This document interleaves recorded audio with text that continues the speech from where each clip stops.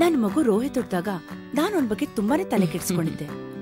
ಏನಾಗುತ್ತೋ ಏನೋ ಅಂತ ಭಯ ಪಡ್ತಿದ್ದಾಗ ನನ್ ಡಾಕ್ಟರ್ ನನ್ಗೆ ಎಲ್ಲಾ ರೀತಿನೂ ಸಲಹೆ ಕೊಟ್ರು. ನನಗೀಗ ಯಾವ ಭಯನೂ ಇಲ್ಲ. ಈ ಕೀಟಾಣುಗಳು ನಮ್ ಕಣ್ಣಿಗೆ ಕಾಣಿಸಲ್ಲ, ಆದ್ರೆ ಇದು ಮನುಷ್ಯನ ದೇಹ ಸೇರಿದ್ರೆ ಎಂತ ರೋಗ ಬೇಕಾದ್ರೂ ಬರ್ಬೋದು. ಇದು ಸಾಧಾರಣವಾಗಿ ನಮ್ಮ ಕಣ್ಣಿಗೆ ಕಾಣಿಸಲ್ಲ, ಆದ್ರೆ ಇದು ಮನುಷ್ಯನಿಂದ ಮನುಷ್ಯನಿಗೆ ವೇಗವಾಗಿ ಹರಡುತ್ತೆ. ಇದು ನೆಲದ ಮೇಲಿದ್ರೆ ನೆಲದಿಂದ ಮನುಷ್ಯನ ಒಳಗೆ ಸೇರಿ ಕಾಯಿಲೆ ಬರ್ಸುತ್ತೆ. ನಮ್ಮ ಕೈ ಸ್ವಚ್ಛ ಇದ್ರೂನು ಅದ್ರಲ್ಲಿ ಕೀಟಾಣುಗಳು ಕಾಣಿಸ್ಕೋಬಹುದು.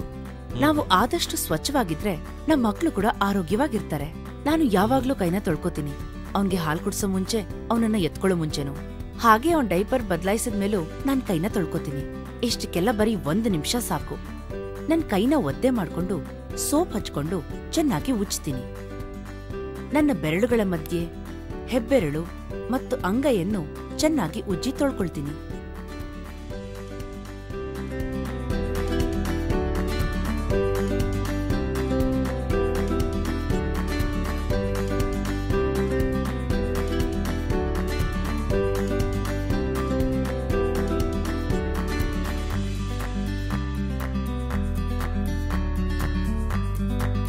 ಮಗು ಕಣ್ಣಿಗೆ ಕಾಟ್ಕೆ ಯಾಕೆ ಹಚ್ಚಲ್ಲ ನೀನು? ಯಾವ ಕೆಟ್ಟ ದೃಷ್ಟಿನೂ ಇನ್ ಮಗು ಮೇಲ್ ಬೀಳಲ್ಲ. ಕಾಟ್ಕೆ ಹಚ್ಚು. ನಾನು ಅವನ್ ಕಣ್ಣಿಗೆ ಏನೂ ಹಚ್ಚೋದಿಲ್ಲ.